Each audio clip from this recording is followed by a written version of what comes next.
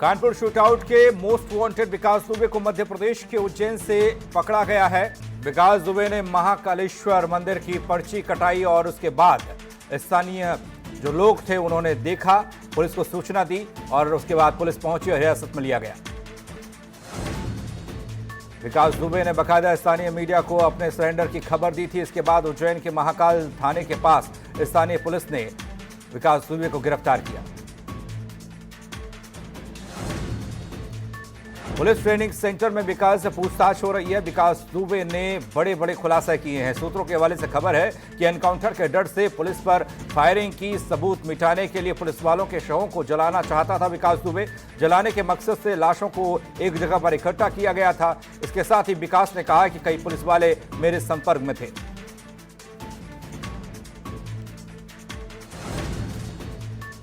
विकास दुबे की गिरफ्तारी को यूपी पुलिस ने इसकी पुष्टि अब की है। विकास दुबे ने महाकाल मंदिर के पुजारी को अपनी पहचान बताकर जिसके बाद पुलिस ने उसे गिरफ्तार किया। कानपुर के बिकरू कांड के 7वें दिन विकास दुबे की गिरफ्तारी हुई।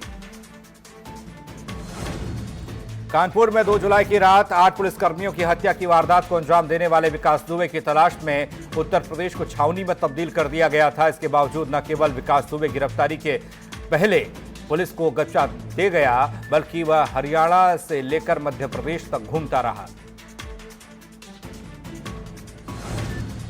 कानपुर के बिकरू गांव में फिर पहुंची फॉरेंसिक टीम। वारदात वाली जगह पर पहुंची है फॉरेंसिक टीम।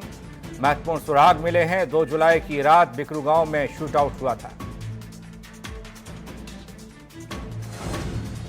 आरोपी विकास दुबे की पत्नी ऋचा दुबे को एसटीएफ और पुलिस ने गिरफ्तार किया है। एसटीएफ और पुलिस ने विकास दुबे के नौकर को भी गिरफ्तार किया। बता दें, यह गिरफ्तारी लखनऊ के कृष्णानगर से हुई। उज्जैन जिला कोर्ट में हुई विकास दुबे की पेशी। कानपुर शूटआउट के मास्टरमाइंड की ट्रांजिट रिमांड मंजूरी मिली है। विकास को यूपी ला रही है एसटीएफ। यूपी के मोस्ट वांटेड अपराधी विकास दुबे को महाकाल मंदिर से गिरफ्तार किया गया। विकास की पेशी से पहले उज्जैन के जिला कोर्ट परिसर में वकीलों ने प्रदर्शन किया। विकास दुबे को कड़ी सजा देने के लिए वकीलों ने जमकर प्रदर्शन किया। आक्रोशित वकीलों ने की नारेबाजी। विकास दुबे को शराब व्यापारी दोस्त के घर लेकर पहुंची पुलिस। तस्दीक के लिए पुलिस शराब व्यापारी आनंद तिवारी के घर पहुंची। बताया जा रहा है कि शराब व्यापारी आनंद तिवारी विकास दुबे का दोस्त है। आनंद तिवारी ने ही विकास दुबे के रुकने का इंतजाम किया। विकास दुबे उज्जैन में आनंद तिवारी के घर पर ही ठहरा था।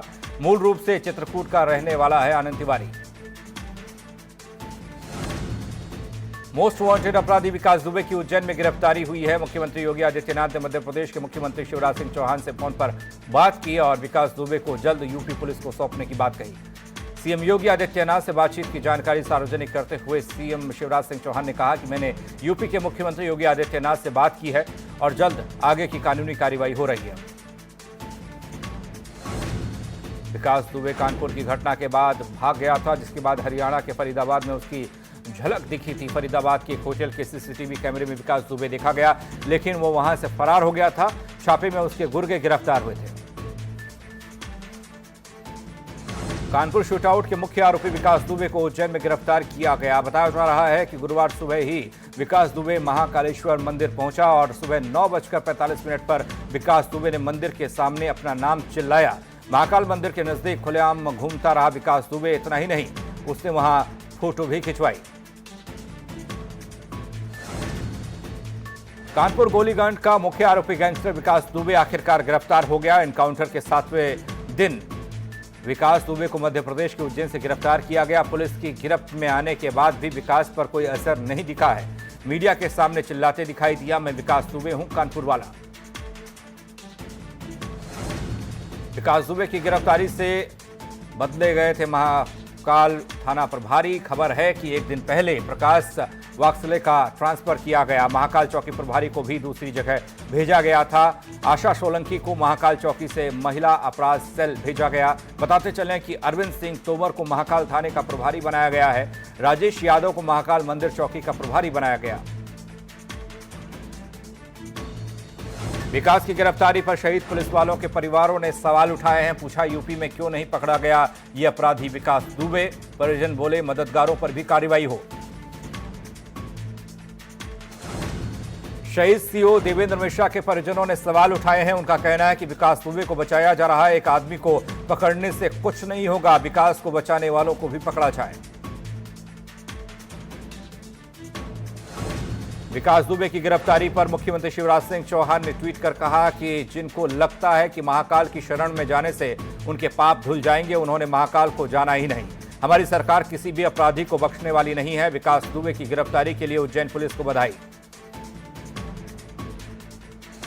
विकास दुबे की गिरफ्तारी के बाद यूपी के पूर्व मुख्यमंत्री अखिलेश यादव ने ट्वीट कर कहा कि सरकार साफ करे कि विकास दुबे ने सरेंडर किया या फिर उसकी गिरफ्तारी हुई। इतना ही नहीं, उन्होंने विकास दुबे के फोन की डिटेल भी सार्वजनिक करने की मांग की है।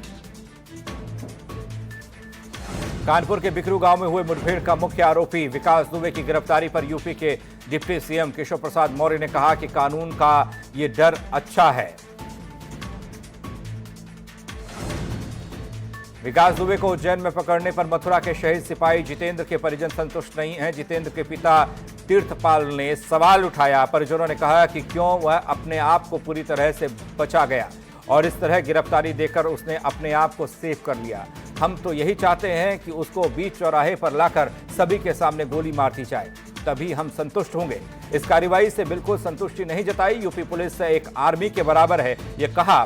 कभी बताते हैं फरीदाबाद, कभी उज्जैन। विकास दुबे की गिरफ्तारी के बाद विकास दुबे की मां ने कहा कि सरकार जो चाहेगी बेटे के साथ करेगी। मैंने कभी नहीं कहा कि बेटे को गोली मार दो। भगवान भोलेनाथ ने बेटे को एनकाउंटर से बचाया। कानपुर शूटआउट के मुख्य आरोपी विकास दुबे के करीबी रणवीर शुक्ला और प्रभात मिश्रा को पुलिस ने एनकाउंटर में ढेर किया है। प्रभात मिश्रा को पुलिस ने फरीदाबाद के होटल से गिरफ्तार किया था। बताया जा रहा है कि प्रभात पुलिस की कस्टडी से भागा था, जिसके बाद एनकाउंटर में प्रभात को मार गिराया गया। इटावा में भी विकास दुबे के करीबी रणवीर शुक्ला उर्फ बवन को मार गिराया गया। पुलिस के मुताबिक रणवीर शुक्ला ने देर रात महुआ के पास हाईवे पर स्विफ्ट डिजायर कार को लूटा था और उसके साथ ही 3 और बदमाश थे। पुलिस को लूट की जैसी ही खबर मिली, पुलिस ने चोरों को सिविल लाइन थाने के खचुरा रोड पर घेर लिया। दोनों ओर से फायरिंग शुरू हुई, जिसमें रणवीर शुक्ला उर्फ बवन मारा गया। विकास दुबे का साथी प्रभात मिश्रा के एनकाउंटर में मौत की खबर जैसे ही प्रभात के घर वालों को लगी तो वो घर से भाग गए। प्रभात की दादी का रो रो कर बुरा हाल है।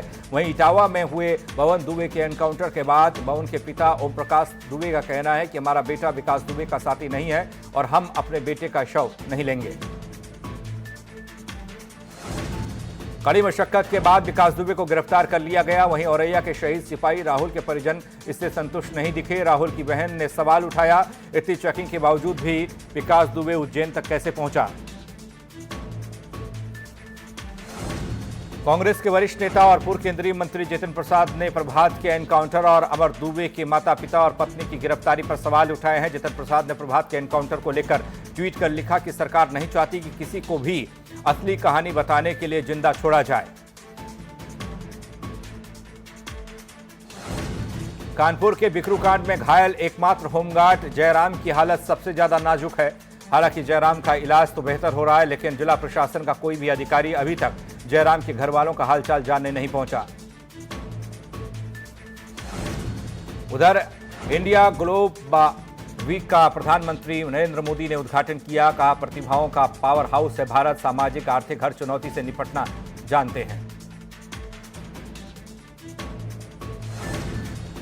नेपाल ने भारतीय न्यूज चैनलों के प्रसारण पर रोक लगाई है। केवल डीडी न्यूज को छूट मिली है। प्रतिबंध को लेकर नेपाल सरकार ने नहीं जारी की कोई आधिकारिक सूचना आदेश।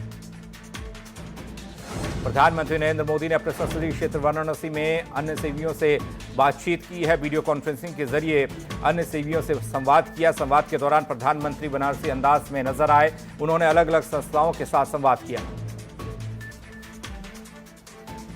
रक्षा मंत्री राजनाथ सिंह ने वीडियो कॉन्फ्रेंसिंग से जम्मू में सीमा सड़क संगठन द्वारा बनाए गए 6 नए पुलों का उद्घाटन किया है। ये 6 पुल लगभग 43 करोड़ रुपए की लागत से बनाए गए हैं। इस मौके पर राजनाथ सिंह ने कहा कि मुझे ये कहते हुए गर्व महसूस हो रहा है कि इन पुलों का निर्माण दुश्मनों द्वारा निरंतर सीमा पर गोलाबारी के बावजूद समय पर पूरा हुआ है। बीती 15 दिसंबर को एएमयू में हुए उपद्रव और हिंसक घटनाओं को भड़काने का मुख्य आरोपी एएमयू का पूर्व छात्र शर्जील उस्मानी गिरफ्तार हुआ है। लखनऊ की एटीएस टीम ने उसको पूर्वांचल से गिरफ्तार किया है, जिसे मलखान सिंह जिला अस्पताल में डॉक्टरी परीक्षण के लिए लाया गया, जिसके बाद न्यायालय में पेश कर जेल भेजने की तैयारी की गई। क्षेत्राधिकारी तृतीय डॉक्टर अनिल समानिया ने जानकारी देते हुए बताया कि शर्जील उस्मानी एएमयू का पूर्व छात्र है।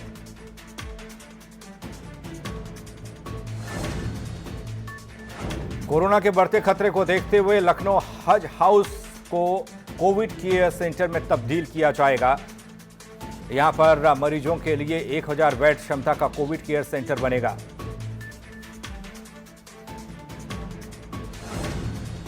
मिर्जापुर में कागजों पर मदरसों को जिस तरीके से दिखाया जा रहा है, खेल खेला जा रहा है, एक सामने आया है मामला। इन मदरसों का अस्तित्व तो धरातल पर कहीं नहीं था, मगर ये मदरसे सरकारी फाइलों में खूब शिक्षा का प्रकाश फैला रहे थे।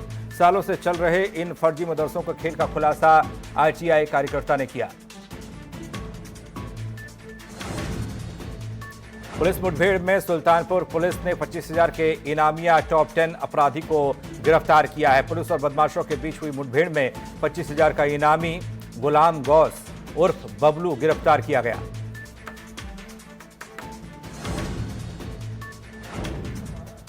हापुड़ में पुलिस और बदमाशों की दिन दहाड़े मुठभेड़ हुई है। बदमाशों ने पुलिस पर फायरिंग की है, जिसमें पुलिसकर्मी बाल बाल बचे हैं। मुठभेड़ में एक बदमाश के पैर में गोली लगी। 2 बदमाशों को पुलिस ने मौके पर गिरफ्तार किया। थाना बाबूगढ़ का ये मामला।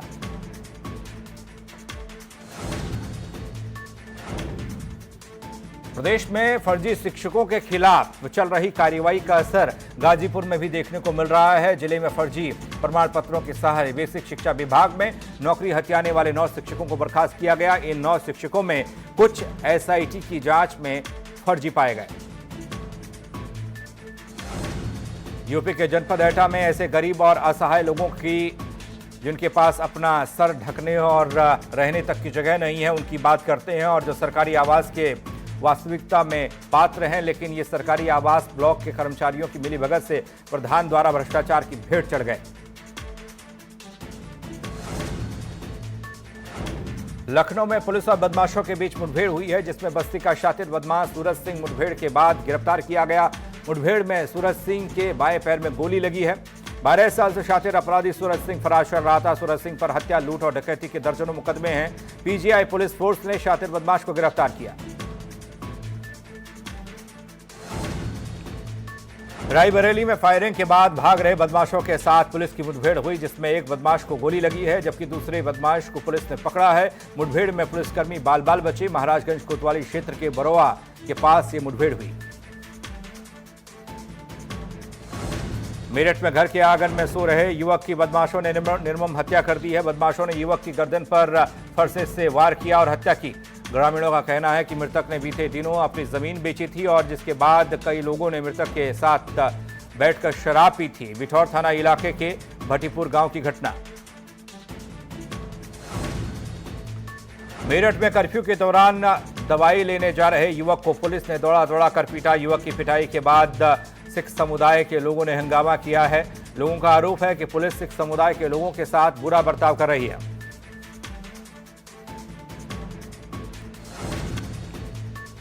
मुजफ्फरनगर में उस समय कोहराम मच गया जब 2 महिला दोस्तों ने संदिग्ध परिस्थितियों में जहर खाकर आत्महत्या कर ली। घटना के बाद परिवार में कोहराम मचा है। वहीं मामले की सूचना पर पहुंची पुलिस ने दोनों मृतक महिलाओं के शवों को कब्जे में लिया, पोस्टमार्टम के लिए भेजा है और मामले की छानबीन शुरू की है। थाना तिदवारी का यह मामला है।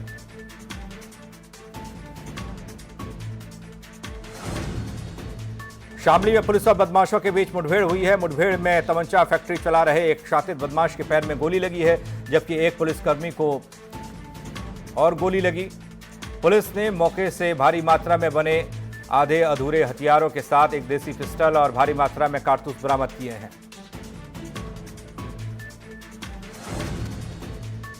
आगरा में पुलिस और बदमाशों के बीच मुठभेड़ हुई है। मुठभेड़ में बदमाशों ने पुलिस पर फायरिंग की है। पुलिस की जवाबी फायरिंग में दोनों बदमाश घायल हुए हैं। दोनों बदमाशों पर 20-20 हजार का इनाम था। बदमाशों के खिलाफ कई मुकदमे दर्ज हैं। ताजगंज थाना क्षेत्र की घटना। बदायूं की हजरतपुर इलाके की रहने वाली गर्भवती महिला की स्वास्थ्य विभाग की लापरवाही के चलते चौराहे पर मौत हो गई। पुलिस ने प्राइवेट एम्बुलेंस से महिला को अस्पताल पहुंचाया, लेकिन वहां भी अस्पताल प्रशासन की लापरवाही देखने को मिली। अस्पताल ने बिना जांच किए ही महिला को कोरोना पॉजिटिव बता दिया।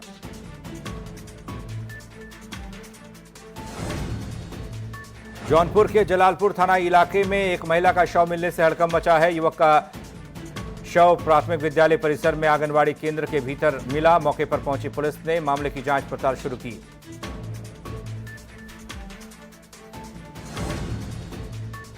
यूपी में कोविड-19 के मामलों में सबसे ऊपर आगरा है। आगरा के हिंदुस्तान कॉलेज क्वारंटीन सेंटर में सांप निकलने का मामला सामने आया है। सांप देखते ही लोगों में अफरा तफरी मची। बाद में wild life SOS rapid response team ने सांप का रेस्क्यू किया और उसे जंगल में छोड़ा। बुलंदशहर के जिला अस्पताल की बड़ी लापरवाही सामने आई है। बताया जा रहा है कि जिला अस्पताल से 2 कोरोना पॉजिटिव फरार हो गए। दोनों फरार हुए मरीजों में एक 67 साल की महिला और एक 27 साल का युवक है। दोनों मरीज खुर्जा के गांव के निवासी हैं। दरअसल दोनों मरीजों को जांच के लिए जिला अस्पताल में भर्ती कराया गया था। कोरोना रिपोर्ट पॉजिटिव आने के बाद दोनों मरीज अस्पताल से रफूचक्कर हो गए। गोड्डा में किसी बात को लेकर झगड़ा हो गया। देखते देखते ये झगड़ा मारपीट में तब्दील हुआ, जिसमें एक शख्स की मौत हो गई। मौत से नाराज परिजनों ने शव को सड़क पर रखकर प्रदर्शन किया और पुलिस पर भी पथराव किया।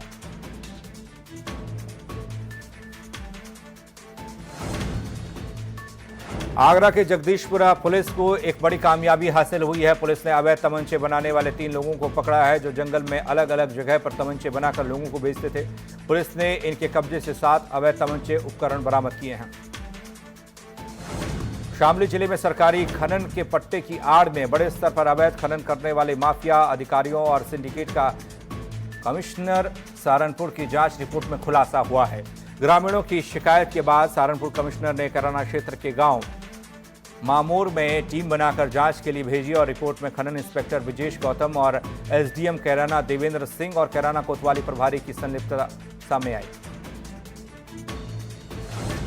फिरोजाबाद में पुलिस ने अवैध संबंध में हुई हत्या का खुलासा किया है। पुलिस के मुताबिक पत्नी ने अवैध संबंध में बाधा बनने पर प्रेमी के साथ मिलकर अपने पति की हत्या की। इसके साथ ही पत्नी ने पुलिस को झूठी तहरीर देकर 2 लोगों पर मुकदमा दर्ज करवाया था। पुलिस ने आरोपी प्रेमिका और प्रेमी को जेल भेजा है।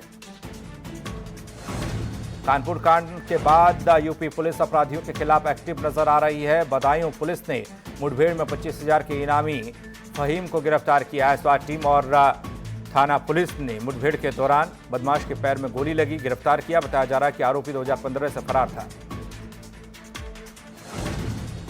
मौसम विभाग के ताजा पूर्वानुमान के मुताबिक मानसून की पूरी तरह से सक्रिय होने की वजह से 10 जुलाई तक अच्छी बारिश का सिलसिला जारी रहेगा।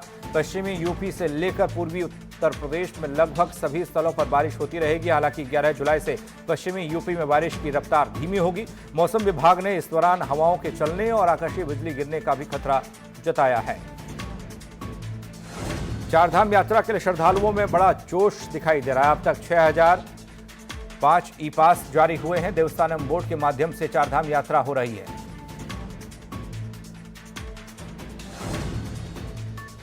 जल जीवन मिशन के अफसरों के साथ मुख्यमंत्री त्रिवेंद्र सिंह रावत ने वीडियो कॉन्फ्रेंसिंग की। 1 रुपये में पानी का कनेक्शन और हर घर नल पहुंचाने का आदेश दिया गया। देश में तेजी से बढ़ रहे कोरोना के आंकड़े। देश में 7,67,296 कोरोना मरीजों की संख्या जा पहुंची है। 24 घंटे में 24,869 नए केस सामने आए हैं। वहीं 24 घंटे में 487 लोगों की मौत की खबर। देश में कोरोना के 2,69,789 एक्टिव केस हैं। वहीं अब तक 4,76,378 मरीज इलाज के बाद ठीक हुए हैं। देश में अब तक 21,129 लोगों की मौत हुई है। उत्तर प्रदेश की बात करें तो उत्तर प्रदेश में लगातार सैंपलिंग बढ़ रही है, टेस्टिंग बढ़ रही है। कल यूपी में हुए 32,000 से ज्यादा सैंपल टेस्ट। प्रदेश में अब तक 21,227 मरीज पूरी तरह से ठीक हुए।